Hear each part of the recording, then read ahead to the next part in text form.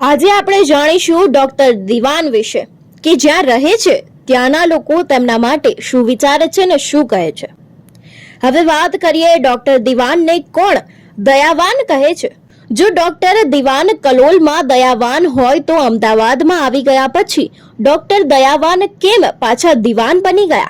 આ પણ એક સવાલ મોટો ઊભો થાય છે। एक इंजेक्शन मारने का जब बंदा पड़ोसी डॉक्टर एक MBBS हो आप, तो आप एरिया के मसीहा होना चाहिए कि आप MBBS हो, एरिया को आपके ऊपर गर्व होना चाहिए। उसके बजाय यार आधी रात को कोई पेशेंट जाता है, गरीब लोग होते हैं, एक इंजेक्शन मारने का 500-700 रुपये ले लेते हो, तो आप कौन से एंगल से डॉक्टर कहलाते हो? સોસાયટીના રહીશો દ્વારા તો કહેવાય છે કે ડોક્ટર દિવાન વારંવાર પોલીસની ધમકીઓ આપતા રહે છે, તો પછી ડોક્ટર દિવાન વેજલપુર પોલીસને કેમ કહે છે કે તે શંકાના દાયરામાં છે? સોસાયટીના રહીશો દ્વારા તો કહેવાય છે કે પોલીસમાં તેમના ભાઈ અને ભત્રીજાઓ નોકરી કરે છે।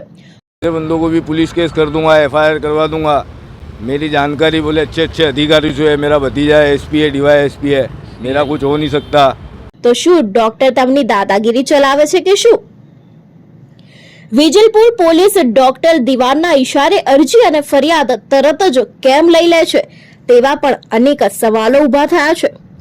વારંવાર પોલીસને બોલાવી ખોટી અરજી કરવી શું એ ડોક્ટર માટે ગુનો બનતો નથી કે શું? એવી તો કેટલી અરજીઓ પોલીસના ચોપડે અને ફાઇલોમાં ધૂળ ખાય છે, કારણ કે તે આમ જનતાના ભાઈ તો DYSP નથી કે આ આમ જનતાના ભત્રીજા નથી, PI પણ નથી, તો પોલીસ કેમ એક્શન લેશે અને ક્યારે લેશે તે હવે કોણ સમજાવશે? मेरा नाम शुएब है।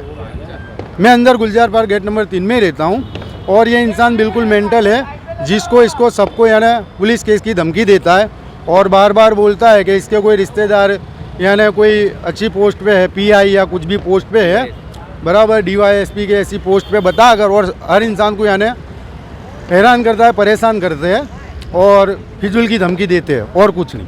आप कितने साल से परेशान हैं ये सब मामले को? बहुत टाइम से देखते हैं। वहाँ बच्चे खेलते हैं तो बच्चों को भी भगा देते हैं, बराबर। कोई लारी वाला आता है बेचारा, लारी वाले को भी भगा देते हैं। उसकी वाइफ बेचारी 2 मिनट के लिए भी बाहर नहीं आ सकती, इतना मेंटल इंसान है। उसके लड़के भी उससे डरते हैं, उसके घर में उसका 2 लड़के हैं, वो खुद भी इससे डरते हैं। आसपास के लोग कैसी निगाहों से देखते हैं डॉक्टर को डॉक्टर की निगाह से देखता ही नहीं है कोई अब, क्योंकि बार बार इसकी ये जो नाटक हो रही, हरकतें हो रही है, उसको देखते हुए कोई यानी अब उसको डॉक्टर की निगाह से देख ही नहीं रहा है। सोसाइटी के लोग किस बात से पीड़ित है? बार बार पुलिस वहाँ से जो भी निकलता है, अगर देखो ये धूप है, बराबर अभी धूप का माहौल चल रहा है, यानी इस तरह की गर्मी है, तो कोई बंदा वहाँ पे खड़ा नहीं रह सकता, उसके घर के आसपास कोई खड़ा नहीं रह सकता। वो पेड़ लगा हुआ है तो थोड़ी देर छाँव में खड़े रहने के लिए कोई भी बंदा अगर खड़ा रहता है तो तुरंत ही उसके ऊपर एलिगेशन डालने की बात करता है। वो बंदा बिल्कुल मेंटल है, बिल्कुल। बहुत बार बुलाई है, बहुत बार। हालांकि हाँ, वो भी बेचारे परेशान हो गए। पुलिस स्टेशन, पुलिस प्रशासन को भी बार बार परेशान कर रहा है, वो बार बार। हाँ, वो उसके बिल्कुल घर के सामने जो बेचारे रहते थे, गरीब थे बिल्कुल, उन लोगों ने वो मकान भी खाली कर दिया और यहाँ से चले गए। उसकी वजह से, उससे परेशान होकर वो यहाँ से चले गए। क्या आपका नाम और परिचय? मेरा नाम समद खान पठान है। कहाँ रहते हो आप? मैं गेट नंबर 3 सोसाइटी का ही रहवासी हूँ। डॉक्टर दीवान को कैसे जानते हो? मैं डॉक्टर दीवान को करीबन 17 से 20 साल से जानता हूँ। क्या कुछ देखा है? कैसे हैं डॉक्टर?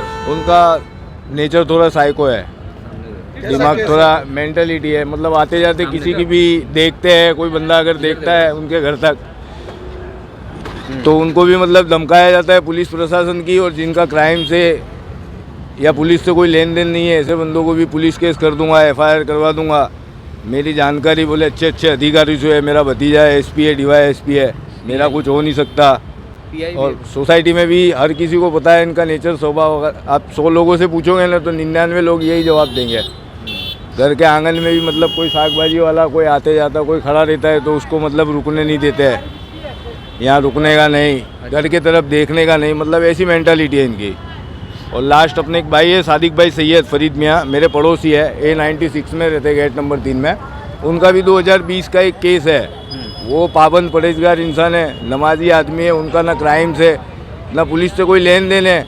उनको भी मतलब फंसाया गया था 2020 में, वो भी मेरे पास प्रूफ है, एविडेंस है। किस केस में फंसाया गया था, क्या यही कि मतलब तुम मेरे घर के मतलब आगे पीछे देखते हो, बोले रात को इतने बजे निकलते हो, मेरे सामने मतलब मेरे घर पे नहीं देखने का, यहाँ से मतलब जाओ तो सीधे से जाओ, ऐसे।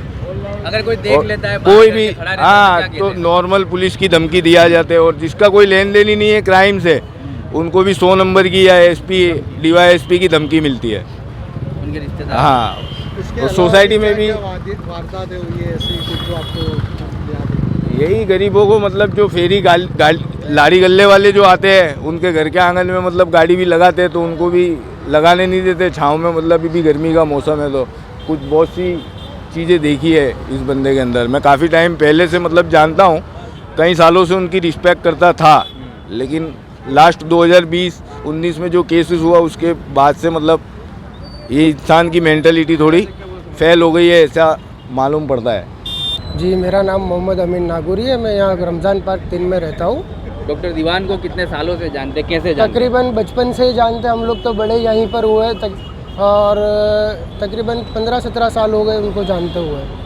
क्या कुछ देखा है आपने उनके साथ का मामला? हमने तो उनके साथ का मामला ऐसा देखा हुआ है कि वो पूरे मेंटली साइको है और कुछ नहीं है।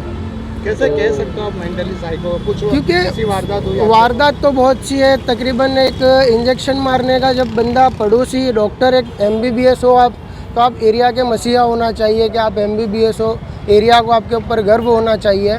उसके बजाय यार आधी रात को कोई पेशेंट जाता है, गरीब लोग होते हैं, एक इंजेक्शन मारने का 500-700 रुपये ले लेते हो, तो आप कौन से एंगल से डॉक्टर कहलाते हो? आपको पता चलना चाहिए कि मेरे एरिया के लोग हैं, मेरे पड़ोसी है, तो उनको मैं फ्री में सेवा दूँ। यहाँ पे दूसरे डॉक्टर भी रहते हैं, वो कोई चार्ज नहीं लेते। रात को ऐसा माइनर सा प्रॉब्लम होता है, थोड़ी ट्रीटमेंट करते हैं, बोल देते हैं सुबह में कोई अच्छा हॉस्पिटल में दिखा देना, अदरवाइज उसके सिवा कोई चार्ज नहीं लेते वो लोग। और इनका देखा जाए तो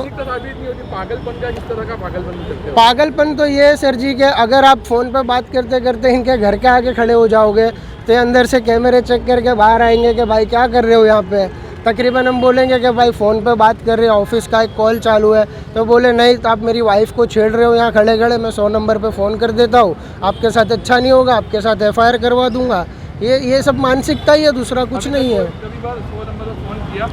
कई बार किया है और कई बार किया है। पुलिस प्रशासन भी तंग आ चुका होगा इनसे, मेरे को तो ऐसा लग रहा है, क्योंकि तकरीबन एक दिन में 5 से 10 बार आप 100 नंबर पे फ़ोन करोगे तो वेजलपुर डिवीज़न है या सर्किट डिवीज़न है, उनको इंक्वायरी करने के लिए आना ही पड़ता है। अगर आप 100 नंबर में फ़ोन करोगे उनको जवाब लिखाना ही पड़ता है, तो फिर वो तो तंग हो गए ना। एक माइनर सी प्रॉब्लम के लिए उनके काम छोड़ कर आना पड़ता है यहाँ पर। तो फिर पुलिस प्रशासन को आप कितना प्रेशर डालोगे, कब तक डालोगे आप? उनके परिवार के लोगों में भी कुछ पुलिस प्रशासन में है, कोई अधिकारी है? हाँ, ऐसा सुना हुआ है कि उनके वहाँ कोई ex-DIG है, क्या तो कोई ex-PI है, वो इतना कुछ आइडिया नहीं है, बट सुना हुआ है तकरीबन उनकी वजह से, कभी पुलिस की वजह से, कभी ये लोग इतना कुछ कर रहे हो। और मेंटली अगर ये जो MBBS की डिग्री है उन्होंने लंदन से ली है मेरे ख्याल से, और तकरीबन लंदन में तो आप सबको पता है कि क्या चलता है, डिग्री वगैरह कैसे ली जाती है वहाँ पे। वहाँ के इंस्टीट्यूट को खाली पैसे से होता है, वहाँ पे आप स्टडी करो या ना करो, आपको सर्टिफिकेट तो मिलना ही है वहाँ पे।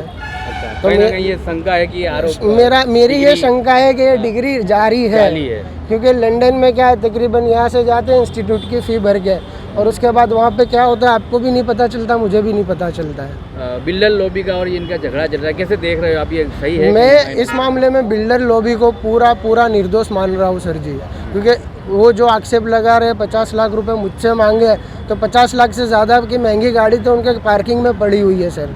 तो जब 50 लाख इससे क्यों मांगेंगे? और इसके पास 50 लाख जितनी प्रॉपर्टी है वो मुझे लगता भी नहीं है कि इसके पास 50 लाख होंगे। जो हिसाब से ये रह रहा है, जो हिसाब से ये चल रहा है, लग नहीं रहा कि इसके पास 50 लाख होंगे।